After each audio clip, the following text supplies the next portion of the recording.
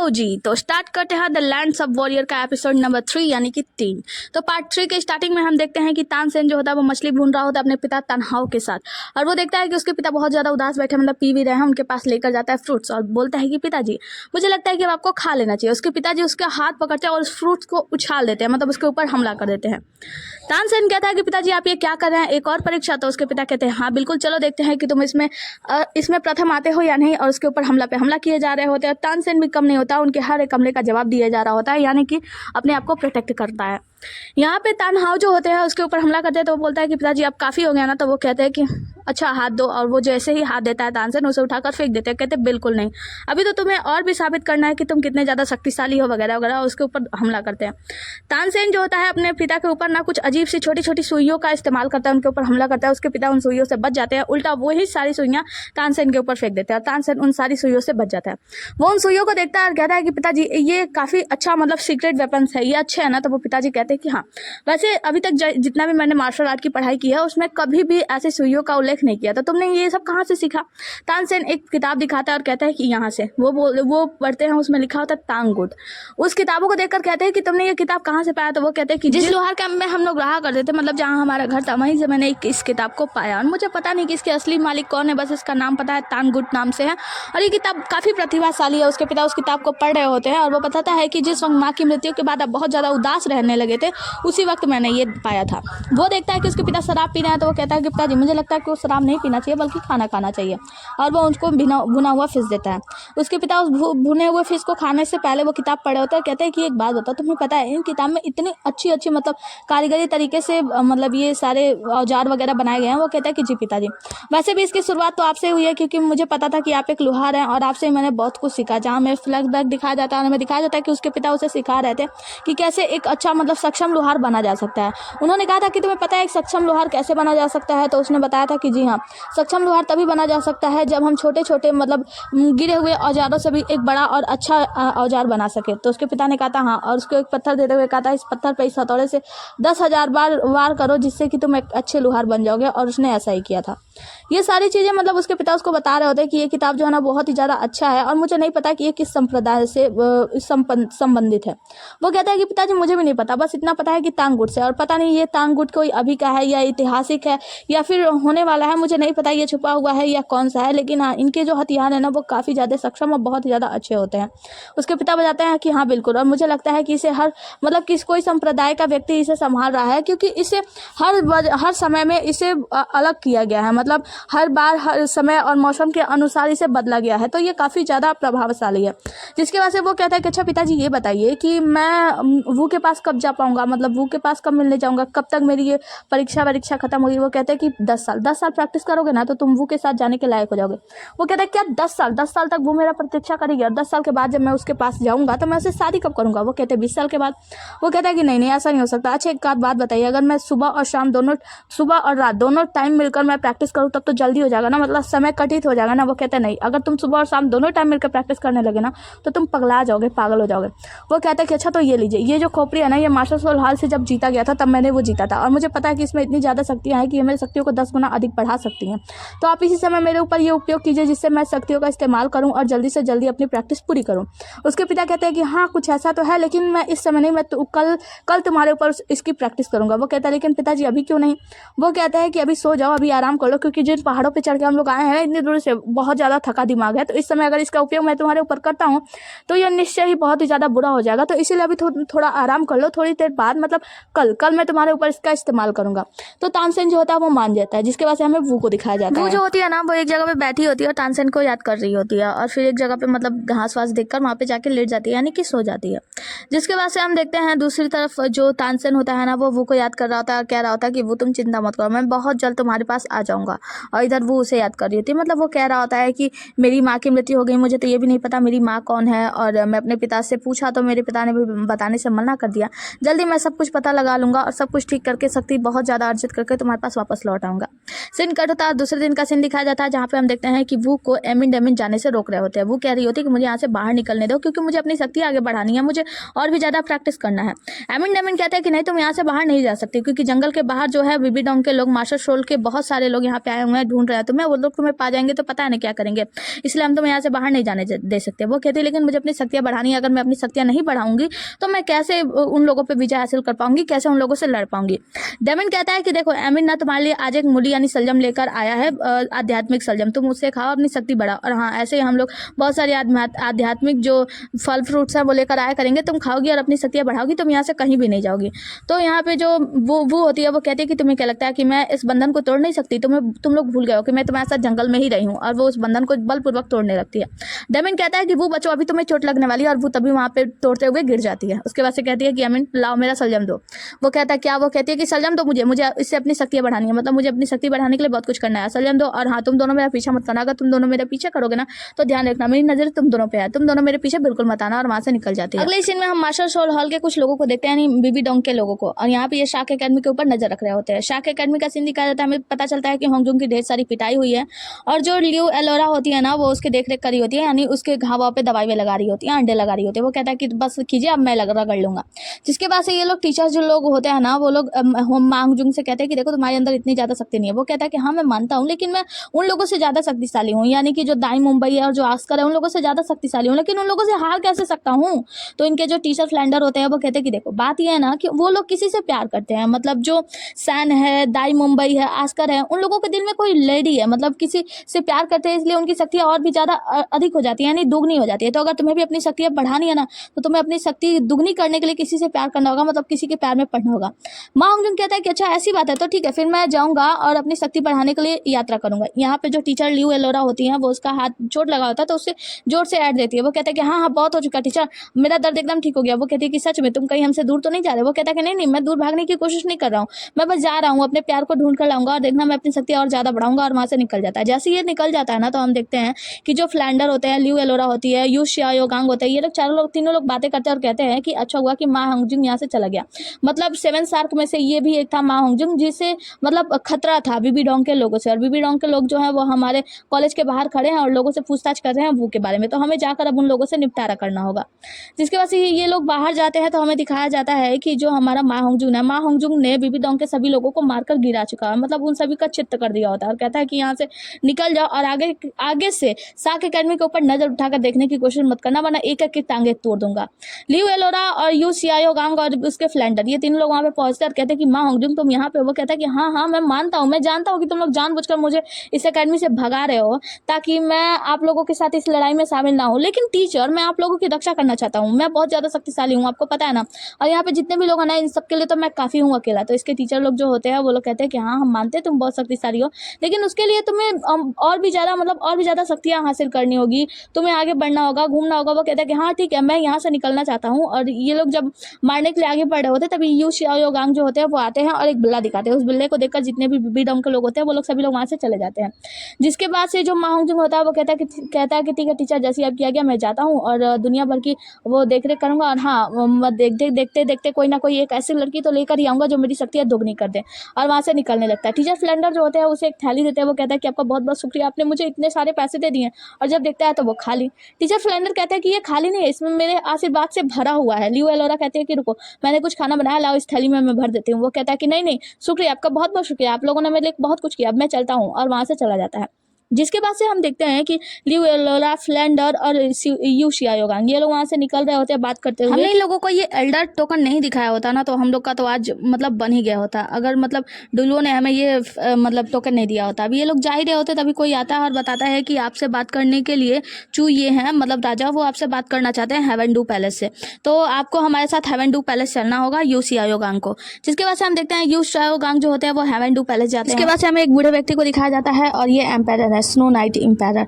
और ये जो है ना यही चूये हैं। ये राजा जो होते हैं ये बात करते हैं हमारे यू शियाओगांग से और उनसे कहते हैं कि देखिए मुझे कुछ दस्तावेज मिले हैं जिससे पता चला है कि कुछ ऐसे सोल मास्टर्स हैं जो गायब हो चुके हैं। देखिए बहुत पहले मतलब 4 महीने 10 महीने पहले से तो बहुत सारे ऐसे सोल मास्टर्स के गायब होने की खबरें आया करती थी, लेकिन वो मामूली सी लगती थी। लेकिन करीबन 1 महीने 2 महीने के पहले से कुछ ऐसे सोल मास्टर्स गायब हुए जा रहे हैं जिनका कोई उम्मीद ही नहीं किया जा रहा है। देखिए पहले जो सोल मास्टर गायब होते थे वो कभी कभी सोल बीस्ट का शिकार करते हुए मारे गए या फिर अंदरूनी कोई लड़ाई झगड़ा हुआ तो उसमें मारे गए, तो ये तो समझ में आता है। लेकिन इस समय इतने सारे सोल मास्टर गायब हो रहे हैं, मुझे लगता है कि इस काम को आप ही कर सकते हैं और आप इसकी अच्छे से तहकीकात कीजिए और पता लगाइए। यू शियाओगांग कहते हैं कि देखिए अभी तो मैं बहुत कारों में फंसा हुआ हूँ, मैं जाता हूँ सोचकर आपको बताता हूँ। जिसके बाद से राजा जो होते हैं मतलब जो राजा होते हैं एम्पायर, हाँ चूये जो होते हैं वो कहते हैं कि रुकिए मैं आपको अपने बेटे से मिलाता हूँ चुकंगे से। तभी वो खांसते हैं तो चुकंगे वहाँ पे आता है, क्राउन प्रिंस होता है, वो उनको प्रणाम करता है, कहता है कि यू शियाओगांग आपको प्रणाम और कहता है कि पिताजी आपको फिर खांसी हो गई। पिताजी कहते हैं कि ऐसी कोई बड़ी बात नहीं है, बस सर्दी चली है ना इसलिए। चुकंगे से मिलाते हैं राजा चूये और कहते हैं कि वैसे मैं आपको यहाँ पे यू शियाओगांग इसलिए भी बुलाया हूँ ताकि आपको शाही सोल मास्टर चीफ की उपाधि दी जा सके। तो यहाँ पे यू शियाओगांग कहते हैं कि देखिए माफ़ कीजिएगा मैं इसके लायक नहीं हूँ। तो राजा जो एम्पायर होते हैं वो कहते हैं कि नहीं देखिए मना मत कीजिए, क्योंकि मुझे पता है कि आप कितने ज़्यादा प्रतिभाशाली हैं और आपकी प्रतिभा के चर्चे तो चलते ही रहते हैं। खासकर आपका वो शिष्य जिसका नाम तानसेन है और शेख अकेडमी के साथ मतलब मज़ेदार धुरंधर जिनको आपने तैयार किया था वो लोग इतने ज़्यादा शक्तिशाली है, तो आप इस बात से मना मत कीजिएगा। अगर आप शाही सोल मास्टर्स चीफ बन जाते हैं तो हम बहुत सारे ऐसे लोग होंगे जो हमारे मतलब हेवन डू पैलेस को आकर्षित करेंगे। बहुत सारे ऐसे सोल मास्टर होंगे जो यहाँ पे आकर्षित होंगे और वो आकर हमारे में शामिल हो जाएंगे और फिर हमारे हेवन डू पैलेस को कोई खतरा नहीं रहेगा। तो कृपया आप इस बात को मान लीजिए। और ये बात जो चुकंगे जो होते हैं वो भी कहते हैं कि देखिए यू शियाओगांग जी आपके बारे में मेरे पिताजी बहुत सारी बातें करते रहते हैं, वो बताते हैं आपके बारे में कि आप कितने ज़्यादा प्रतिभाशाली हैं, कितने ज़्यादा ईमानदार हैं, कैसे हैं वगैरह वगैरह, बहुत सारी तारीफों के पुल बांध देता है। जिसके बाद से यू शियाओगांग जो होते हैं वो कहते हैं कि ठीक है राजा साहब अगर आपका ऐसा मानना है तो फिर मैं तैयार हूँ और मैं आपकी इस बात को और आपके इस जो शाही सोल मास्टर चीफ का जो ओहदा है उसे संभालने के लिए तैयार हूँ। जिसके बाद से राजा खुश हो जाते हैं, मतलब हेवन डू के एम्पायर जो होते हैं वो खुश हो जाते हैं, कहते हैं कि आपको बहुत बहुत शुक्रिया। आगे की सीन में हम देखते हैं वो जो होती है वो दिए हुए जो सलजम वलजम होता है ना वो उससे अपनी शक्तियाँ प्राप्त कर रही होती है, मतलब शक्तियाँ अर्जित कर रही होती है।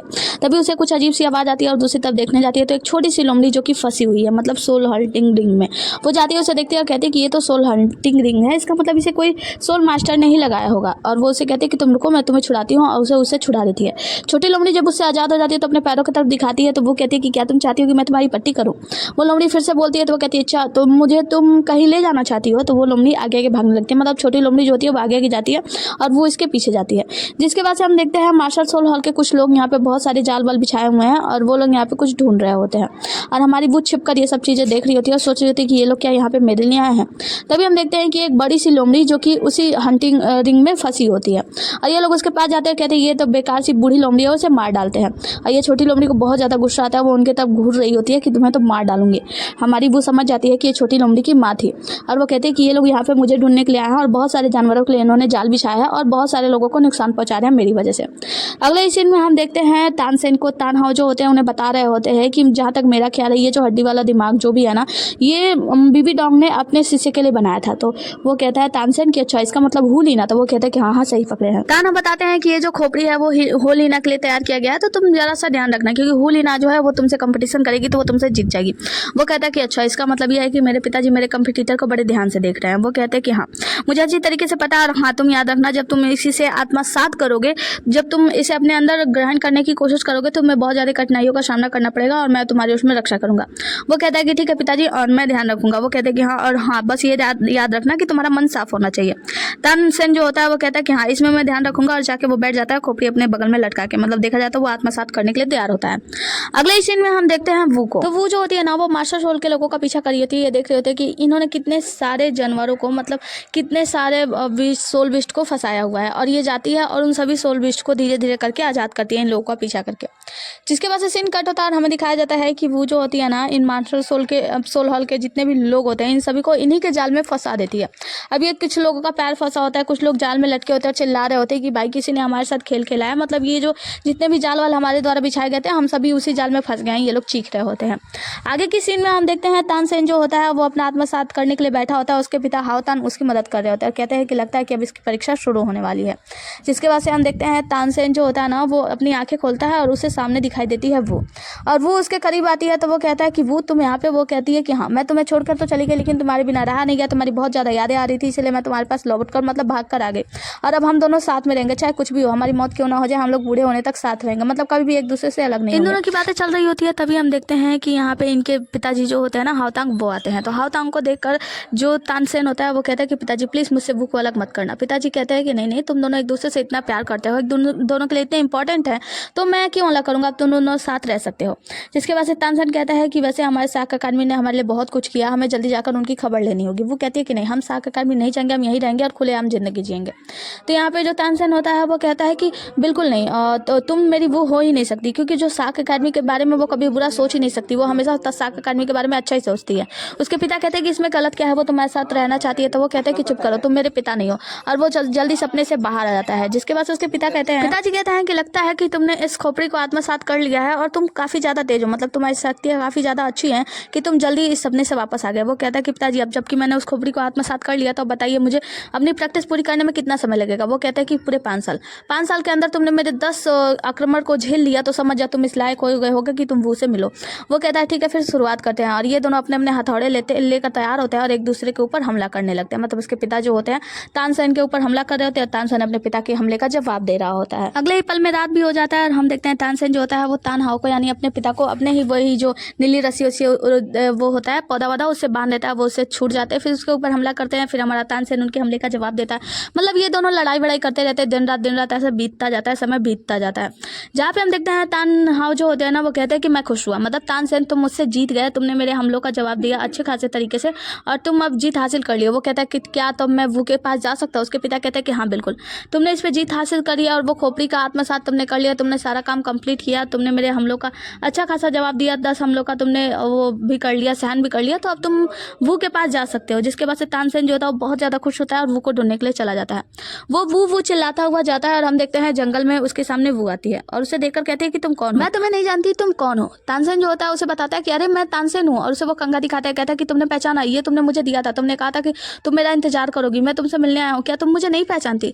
वो उसके करीब आती है, उसकी आंखों में देखती है और फिर कहती है कि अरे मैं तुम्हें अच्छे से जानती हूँ, मैं तो बस मजाक कर रही थी। जिसके बाद से ये दोनों एक दूसरे के गले लग जाते हैं और तानसेन बताता है कि बहुत समय बीत गया ना, बहुत इंतजार करना पड़े तुम्हें मेरा। तो वो कहते हैं कि हाँ 3 साल हो गए मुझे तुम्हारा इंतजार करते हुए। हमें दिखाया जाता है ये दोनों एक जगह पर बैठे होते हैं, दोनों एक दूसरे से प्यार भरी बातें कर रहे होते हैं। वो जो होती है वो मीठी मीठी बातें कर रही होती है। तभी हम देखते हैं अचानक से जो नीले पौधे उगे होते हैं वो सारे मुरझा जाते हैं। तानसेन कहता है कि वो तुम खतरे में हो। वो कहती है कि नहीं देखो मैं तुम्हारे सामने हूँ, मैं कहाँ खतरे में हूँ, मैं तो तुम्हारे सामने हूँ ना, मैं किसी डेंजर में नहीं हूँ। वो कहता है कि नहीं तुम वो नहीं हो, वो खतरे में है, मुझे अभी भी महसूस हुआ, वो जो पैदा थे वो मुरझा गए। तो वो कहती है कि अरे नहीं तुम पागल हो क्या, तुम पागल हो गए हो, मैं ही वो हूँ। तो वो अपनी शक्तियों का इस्तेमाल करता है, कहता है कि तुम वो नहीं हो, बताओ तुम सच बताओ कि तुम कौन हो। और वो बता रही होती है कि अरे मैं वो हूँ, तुम नाराज क्यों हो रहे हो, तुमने वो जो ब्रेसलेट मुझे दिया था वो मुझसे खो गया, क्या तुम इसलिए मुझसे नाराज हो। वो अपने सर पे ठोकता है और फिर उसको क्या करता है बांध देता है वो को। वो कहती है कि अरे तुम क्या कर रहे हो, मैं वो हूँ तुम्हारी। वो कहता है कि नहीं तुम वो नहीं हो, तुम सच बताओ तुम कौन हो। वो कहती है कि मैं वो हूँ, मेरे मुझसे ब्रेसलेट खो गया तो क्या तुम नाराज हो। फिर वो उस बंधन से उसे आजाद करता है, उसके करीब आता है, कहता है कि मैं तुम्हें वो कभी भी छोड़ कर नहीं जाऊंगा, मैं जानता हूँ कि तुम ही हो, लेकिन पता नहीं क्यों मैं खुद पे कंट्रोल नहीं कर पा रहा हूँ, मुझे ऐसा लगता है कि शायद तुम वो नहीं हो। अगले सीन में हम वो को देखते हैं। वो जो होती है ना यहाँ पे जितने भी लोग होते हैं मार्शल सोल हॉल के लोग, इन सभी लोगों को सबक सिखा रही होती है। मार्शल सोल का आदमी इसके पीछे आता है, वो के ऊपर हमला करता है, तो वो क्या करती है उसके ही पीछे जाती है, मार्शल सोल हॉल के पीछे वाले आदमी के पीछे आती है, उसे उठा के वहीं पे पटक देती है।